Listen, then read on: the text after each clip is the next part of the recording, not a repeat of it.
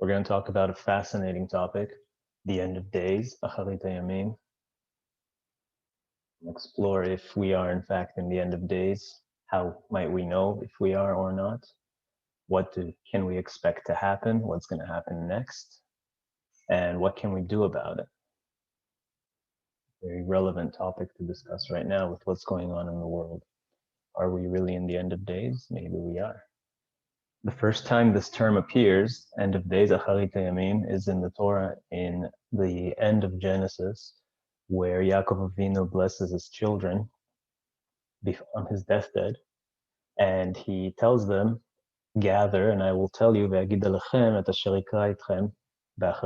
will tell you what's going to happen to you at the end of days. And then if you continue reading that passage, it actually doesn't seem to be talking about the end of days at all. It seems to be talking about each of his sons, and there doesn't seem to be any open, explicit information about the future.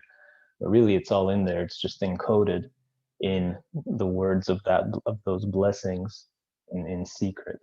We're going to try to uncover some of those. And the term Acharit Hayamim appears several times later in the Tanakh. And of course, the Tanakh has a lot to say about the end of days, and so does the Talmud. And one of the passages in Masechet Sotah is a famous one that our sages tell us, these are the things to expect at the end of days. These are some of the signs of the end of days in the footsteps of Mashiach, Be'ikvot Mashiach, what's going to happen? How will we recognize the world at the end of days?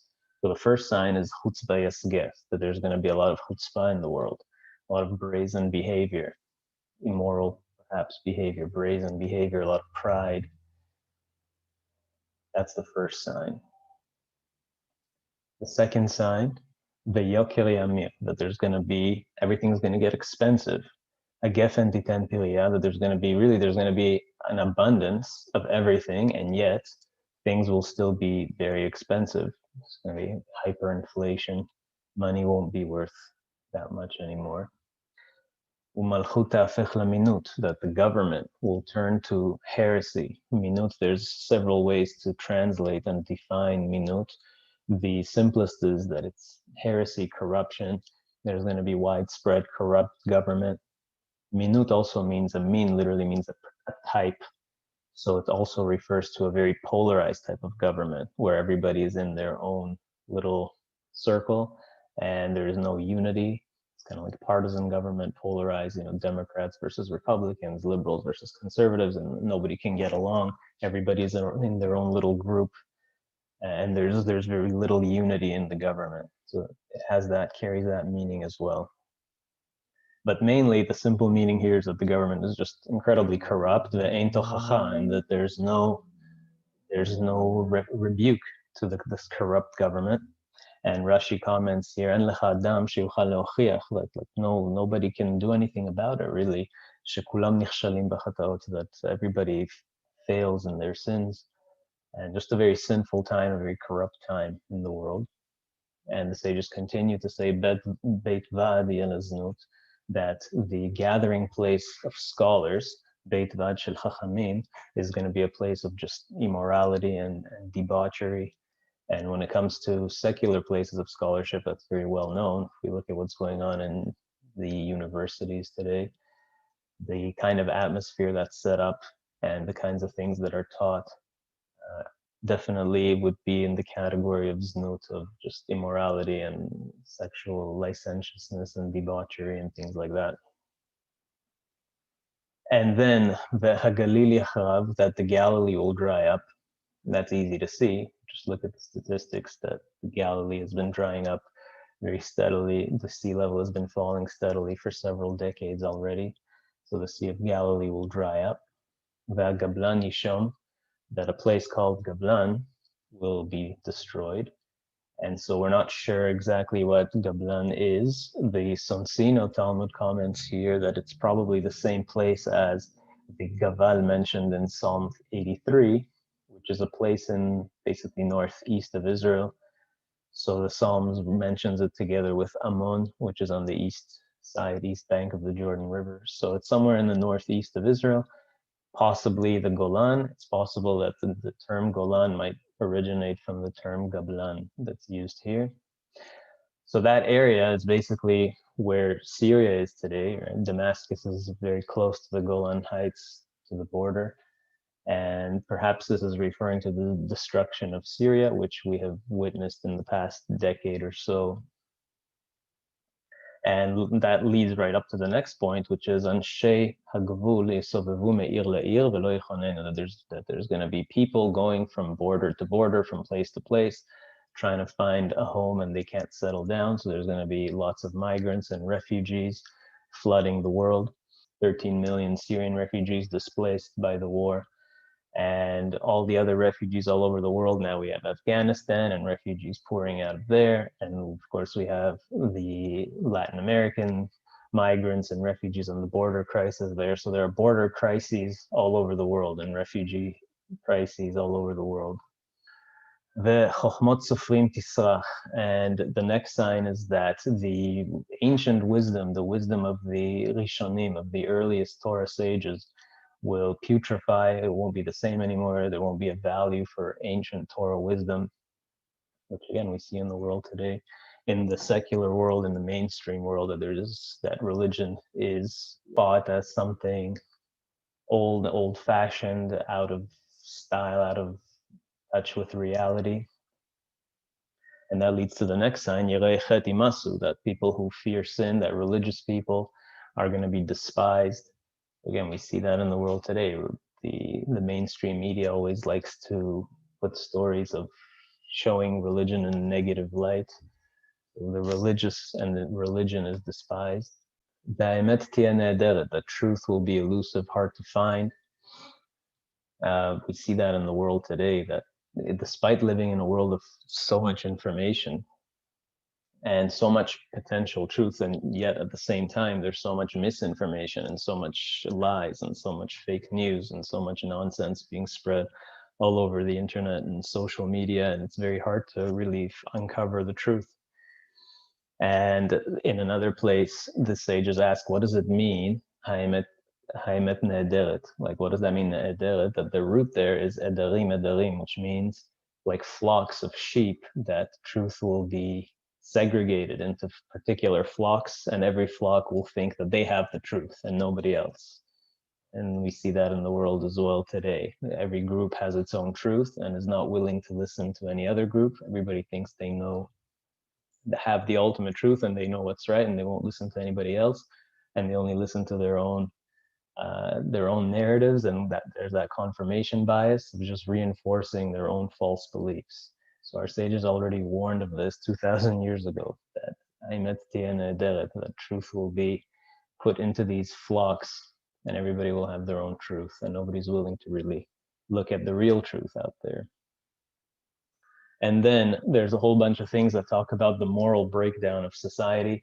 Na'arim pnei zkenim yelbinu, that youth will embarrass the elderly and will not honor the elderly. Zkenim yamdu mipnei ktanim, that the elderly will have to rise before the youth. Ben menavel av, sons go against their fathers and daughters against their mothers and mother-in-laws and so on, mothers-in-law. And kala b'chamota oivei ish anshe beto, that the person's own worst enemies are now the people in his own house.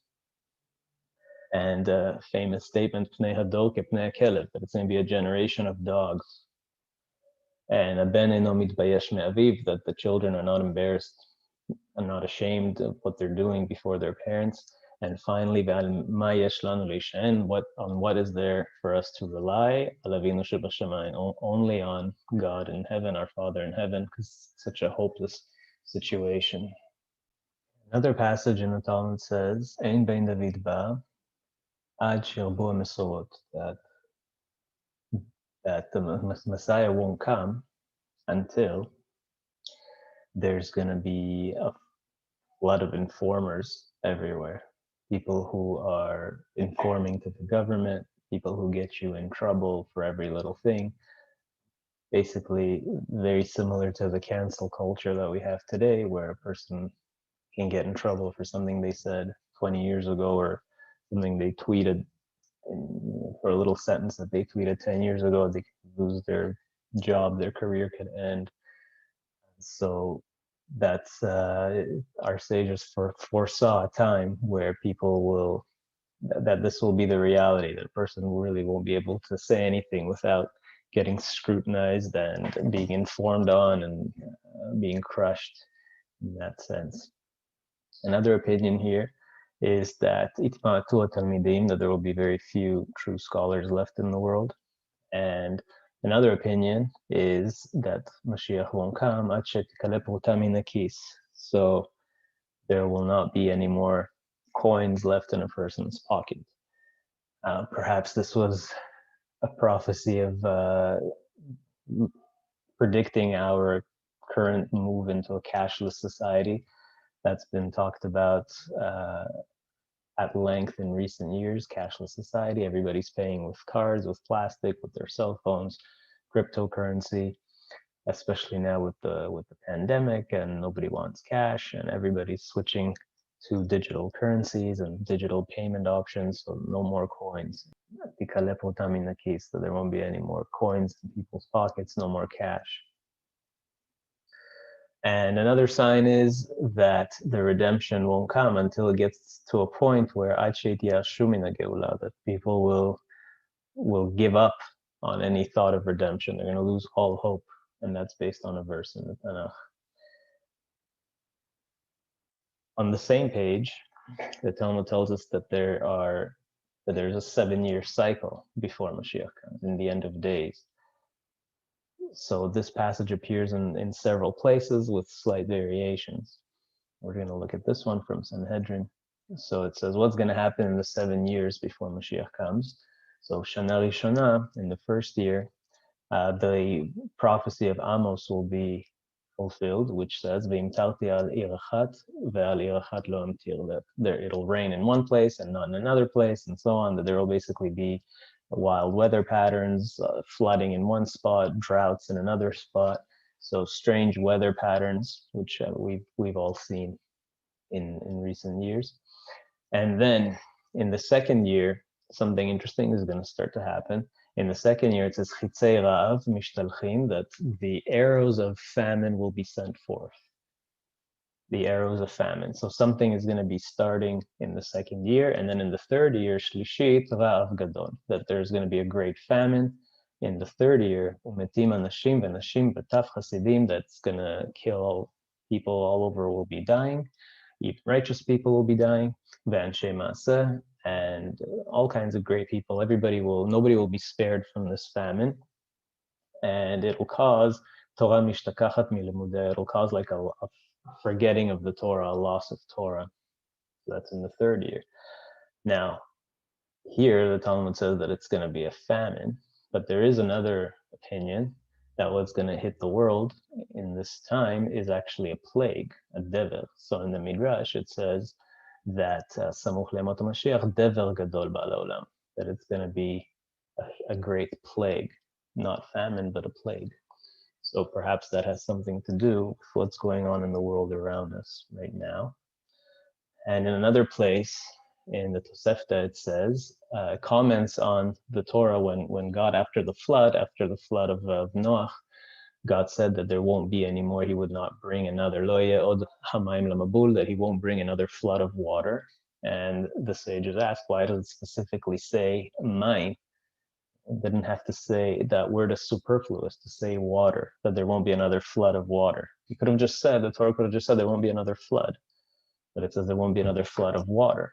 So Rabbi Yossi Omer, why does it say מים specifically? מבול של מים אין, אבל מבול של דבר לעובדי כוכבים למות המשיח יש. So what Rabbi Yossi is saying is the Torah specifically adds the superfluous word water to tell you that there won't be a flood of water, but there will be a flood of plague that's going to engulf the whole world before Mashiach comes.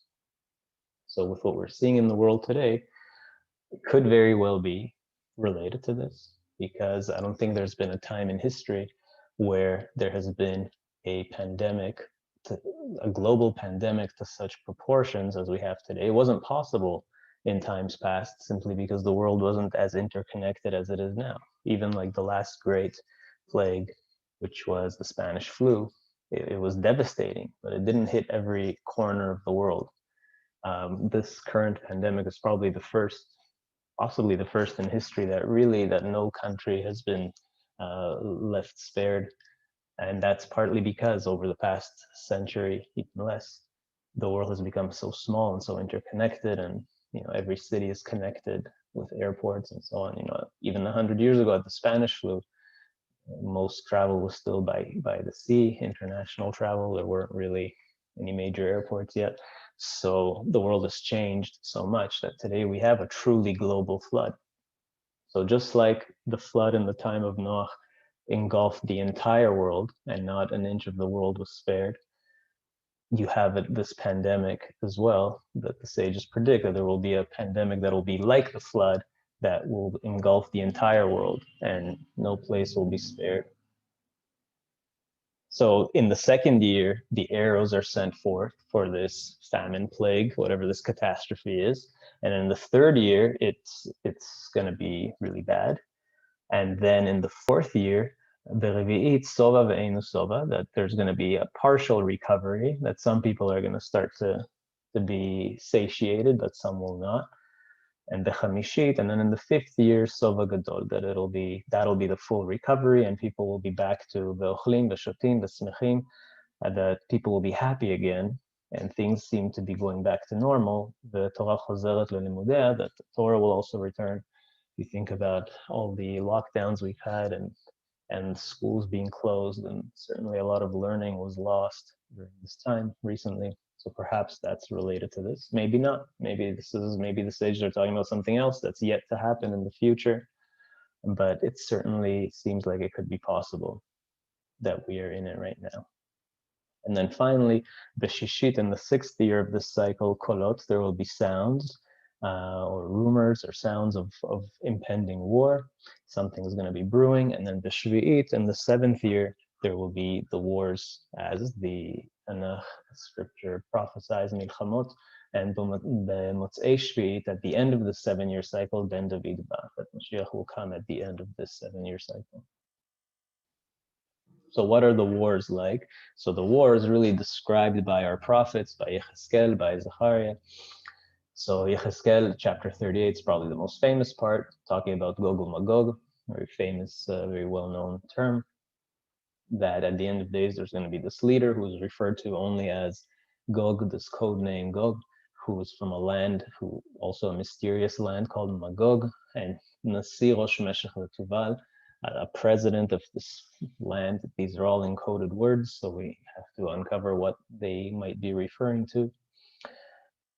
And so here, if you read that whole chapter, it'll tell you what's going to happen, that at the end of days, there's going to be this almost international coalition come against Israel, against the Holy Land, and mentions all the different countries that are going to come together. And the Malbim comments here, that as we know, like the Tanakh says, that in the end of days, there's going to be like an international effort to come to Israel to fight against Jerusalem, or surrounding Jerusalem.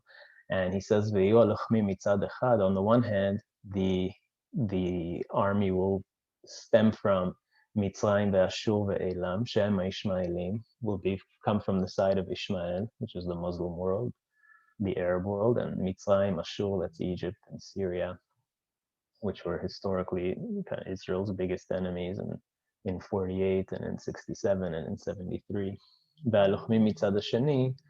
On the other hand, on the other side, the fighters are Meshech veTuval veNesichei Edom, the princes of the West, of the Western world, of the European world, U'Malchei Tzafon, of the northern kingdoms. V'kulam yargu ish et achiv ve'iplu benoflim, and there's going to be, they're all going to come together to fight over Israel, but they're all going to fall over each other and hurt each other in the process. We don't know what this Magog is that Ezekiel is in code talking about. And we do know, though, based on the context, that Hem ibnei Yefet ve'einam nimulim, that they are Europeans, basically, or from the Western world, and they're from the uncircumcised world. Ve'hem itoru be'acharit hayamim so as Ezekiel describes, as we're going to read, that they will come against Israel when, after the Jewish people return to their holy land at the end of days. So this is something that the Malbim before, of course, a long time ago, already talked about before the state of Israel was even reestablished.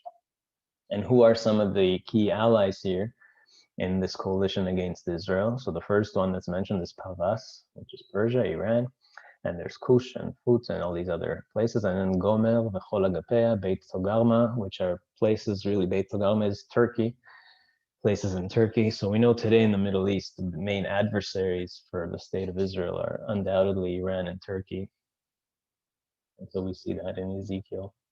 And then Ezekiel tells us when this is going to happen, when to expect this. He says, B'acharita shanim, so again in that term, in the end of years, tavo el eretz meshuvevet mecherev. So it's going to come after the Holy Land will return from the sword, from after the people will return from the sword, mekubetzet me'amim rabim, that the Jewish people will gather in Israel again, gathered from many, many nations, me'amim rabim. And Meshuvevet Mecherev, after a great destruction will befall the Jewish people. They will return to their land from many nations. Alare Israel, back to upon the mountains and hills of Israel. Asher ayu lechorvat tamid. So this is something that we saw very clearly in the last century, that after the pogroms and after the Holocaust, the Jews were returning to Israel en masse and reestablishing their ancestral land. And in the meantime, that land, the Holy Land, had been asher hayu lechorba tamid, that had been a desolation, that the land of Israel, there's basically something encoded, there's a prophecy in the Torah that says that no nation really will ever be able to build anything prosperous in the land of Israel except the Jewish people. And we see that in the past, over the past 2,000 years, if not more, that really no other nation, no other empire has really been able to make anything successful out of the Holy Land. Only when the Jewish people are there does the land prosper. And I'll just quote from Mark Twain, who visited there in the 1860s, and he describes what he saw when he traveled through the Holy Land. At that time, it was really popular for Westerners to travel to the Holy Land and see some of the holy sites. So Mark Twain was one of those people. Also, Ulysses Grant, the former president of the United States, traveled there, and many others, if you read their journals from their travels to Israel during this time in the late 1800s, they all describe it in the same way. So I'm just going to quote from Mark Twain. He's saying that when he went to Israel, he says, quote, "A desolation is here that not even imagination can grace with the pomp of life and action. We never saw a human being on the whole route. There was hardly a tree or shrub anywhere. Even the olive and the cactus, those fast friends of the worthless soil, had almost deserted the country. Of all the lands there are for dismal scenery, I think Palestine must be the prince. Can the curse of the deity beautify a land? Palestine sits in sackcloth and ashes. Over it broods the spell of a curse that has withered its fields and fettered its energies." So I mean, it's clear, and he has a lot more to say about this very poetically, how Palestine, Israel, is completely desolate. There's nothing going on over there, right? So all the people who claim today that before the Jews returned and rebuilt this country and made the deserts bloom, that apparently there was some previously existing nation that flourished there, it's an absolute lie and a joke. If you read every account of travelers that went to the Holy Land in the 19th century, all describe it the same way, that it was desolate, there was nothing there. It was a deathly place, a cursed place. And it was only when the Jews started to return there en masse in the late 19th century that it started to flourish, and they rebuilt it as the Torah prophesies. So that's the miracle of Israel. So finally, the Jewish people will return to their country, and they will be able to build a strong and prosperous state of their own. And that was prophesied by Ezekiel, Yechezkel, and we are lucky enough to have lived through this and to see this happening before our eyes. And some of the things that are to come that have not yet happened is what Ezekiel tells us what's going to happen when this war ultimately takes place, this war over Jerusalem and Israel, which we're already seeing the beginnings of. That's been happening for a long time, that the whole world wants a piece of the Holy Land. There are so many players involved. The United Nations spends so much of its time just discussing Israel constantly. Israel's under the magnifying glass. Israel has more resolutions passed against it in the UN than any other country, if I'm not mistaken. So it's one country out of over 200, but the United Nations spends so much of its time scrutinizing Israel, and everybody wants a piece of it. So we can already foresee how this is going to happen. how the whole world can come against Israel, and often does at the United Nations. And another thing we can expect, Ezekiel says that there will be a Ra'ash Gadol al Admat Israel, there will be a great earthquake in Israel, and there's going to be all kinds of other things. V'nishpatati ito bedever uvedam. So again, that word dever, there's going to be a plague. Dam, blood, geshem, shotef avnei al gabish, esh v'gofrit. So hailstones with fire and brimstone and so on. That's very reminiscent of the plagues in Egypt during the Exodus. And that connection is not coincidental. It's supposed to be that way because the miracles at the end of days and the plagues that will come upon the world at the end of days will be very much like what happened in Egypt in ancient times at the Exodus. And the prophet Jeremiah, Yirmiyahu, says the same. So he's saying that days will come, that a day will come when lo ya'amer od chai Hashem asher yaled bnei Yisrael me'eretz Mitzrayim, that people are no longer going to commemorate how God took the Jewish people out of Egypt, ki im chai Hashem asher yaled bnei Yisrael me'eretz tzafon, but people are going to praise God for being the one who took the Jewish people out of the countries of the north, umikol ha'artzot, and all the countries of the world, asher yidicham shama, where he exiled the Jewish people, and he will bring them back, everybody. Ve'ashivotim al admatam asher natati le'avotam, and he will put the Jewish people back on the land that he gave them. So Jeremiah says that a time will come. Right now, we commemorate the Exodus every year and talk about how God took us out of Egypt, but a time will come when that'll be superseded by how God will take us, not from how God will save us from all the countries of the world and gather us from all over the world back to Israel. So it'll be even greater than, in some ways, than the miracles of the Exodus in ancient Egypt. So that's some of the things that we can expect to see in the near future, if we really are in the end of days. And so we'll end off by saying, what can we do about it? All this is supposed to happen. What can we do about it? So I think there's an interesting parallel passage in another work called Perek Shira. So Perek Shira is basically this text that compiles verses from all over the Tanakh and some other places, and tells us what everything in nature is singing. There's this idea that everything in nature, everything that God created in the universe is singing to God. Everything is singing. The whole universe is singing to God.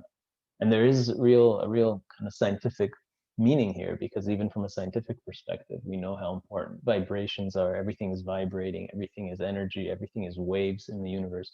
You can write a wave function for basically anything. Any piece of matter can be described as a wave, as and vibration. And if you go into string theory, specifically talking about how everything in existence comes into existence because of little vibrating strings. So it's like as if everything is really, the whole universe is like singing. It's all vibrations, energy, waves, and it's like everything is singing to God. So Perek Shira records what all these things are singing to God, you know, what the skies are singing and what the plants and the trees and different animals and so on. And there's one animal that's really unique, which is the rooster, Tarnagol, which has actually not one line, but 7 lines, 7 different lines. And so that, I think, very neatly parallels to the 7-year cycle of the end of days. So in the first cycle, the Kol Rishon, or in the first call, I should say, the Kol Rishon, in the first call of the rooster, what does he say? He says, Zador Dorshav Nevakshei Fanecha, that this is the generation that needs to seek God, that seeks God, that needs to find the face of God. And that's our generation. That's the first call. And the second call says something really similar, that now is really the time to seek out God. In a world that's trying to bury God, bury the idea of God, that's very secular, that's pushing secularism and atheism. Now is the time to find God and return to God. And in the third call, the rooster says, Imdu tzadikim ve'isku b'Torah, that rise, all the righteous people need to rise and focus on Torah and mitzvot and learning and doing good deeds and fulfilling God's word, become tzadikim, kidei sheyeh scharchem kaful, so that your reward in the afterlife or in the world to come, or when the Messiah comes, that the reward will be multiplied. Now is the time to maximize your good deeds. So that corresponds to the third year of that cycle, which is that most difficult year, right? When there was that Ra'av or Devel, this famine or plague that's gonna really devastate the world. That's the good time to focus on Torah and mitzvot and growing closer to God, repentance and growing closer to God, on spiritual development. And now really is a good time when we have all these lockdowns all over the world and there's not much to do. A lot of places are closed and you can't really travel and there's not much to do. Now is the time where it's an opportunity to focus on spiritual matters instead. And in the fourth call of the rooster, Bekol Ravi'i, it says, Le'yishotecha kiviti Hashem, that the rooster calls out, quoting from that same blessing from Jacob with which we started, Jacob to his sons. This one was specifically to his son Dan, that he said, that I await your salvation, that I hope for your salvation. So it's a call not to lose hope, that to continue praying for salvation, that it might seem like, again, it's in that fourth year where things are still really rough and it looks like all these troubles that are plaguing the world are not going to end. So not to lose hope. Stay strong and not to lose hope. And in call 5 and 6, really importantly, Kol Chamishi, it says, when are you going to wake up from your sleep? And in the 6th call, it's very similar. Open your eyes, right? So it's a call for everybody to open their eyes, to wake up from this slumber, wake up from this cover that's been put over our eyes, and start to think independently and start to look and see what is really going on in the world. What is happening in the world? What is going on with this? Where is the world heading? It's time to wake up. Open your eyes, right? Come out of the box for a second and start to think for yourself. Don't just listen to what society is constantly inundating you with on the radio and on TV and in the news and in the press conferences from the government. It's all this like the same story over and over and over again. And this is not exactly where the truth lies. So open your eyes and see where the truth lies, because the truth always lies on the side of God and on the side of Torah. So this is the call to wake up and see what's really happening in the world. Step out of the box, stop sleeping. And finally, in the last call, the Kol Shvi'i Omer, Et le'asot le'Hashem eferu torotecha. So again, he's quoting from Psalms, the verse that says, it's time to stand up and act on God's behalf, because the world has desecrated the Torah and broken the Torah, turned the Torah upside down. So it's time to stand up for the truth, stand up for God. And it sounds like a cliche, but it's not really a cliche. This is really, now is the time, because there's all this misinformation in the world, all these lies being spread. Now is the time to stand up for truth and share truth and wake people up to the truth on many different levels. So stand up for truth. That's the last thing. Fight for truth. Stand up against tyranny and oppression and everything else that's happening and the lies. Stand up for goodness. Stand up for the Torah, for God, for righteousness, for morality, for logic, for everything that's good. And I'm just putting this here because, just to finish on a Kabbalistic note, we know that there's this idea of 10 sefirot, that there are kind of 10 divine manifestations of God, the attributes of God, 10 energies that permeate the universe that God created. And the universe is kind of imbued with these particular energies. And the central one is called Tiferet, and Tiferet one is the one that is in the middle. That's the balancing force of all the others, and it's the central force, and it stands for truth. It's called, and oftentimes it's referred to as Emet, as truth. And Tiferet is always is described as the spiritual root of the souls of Israel. That's where Israel emerges from. It's also the root of the Torah. That's where the Torah emerges from the place of truth. And so now is the time to really stand up for truth. And our sages say that at the end of days, that it's specifically in the realm of Tiferet where we're going to have to fight and struggle. In Tiferet and in Yisod beneath it. In Tiferet and Yisod. Yisod meaning referring to everything that has to do with sexuality, and Tiferet where it has to do with truth and godliness and balance. And these are the two main challenges at the end of days. This is where the world is going to be. That's where the struggle is in Tiferet and in Yisod. And the Ramchal, for instance, talks about there's two phases, two major phases in the end of days, and one corresponds to Tiferet and one corresponds to Yisod. And this is where all the rectifications lie, in standing up for truth, standing up for morality, for righteousness, for purity. So in Tiferet and in Yisod, and the main one is in Tiferet specifically, in a world of lies, in an Alamad Shikra, in a world of lies, that we need to stand up for truth and share truth as much as possible. That's our main job right now. So I hope this was enlightening.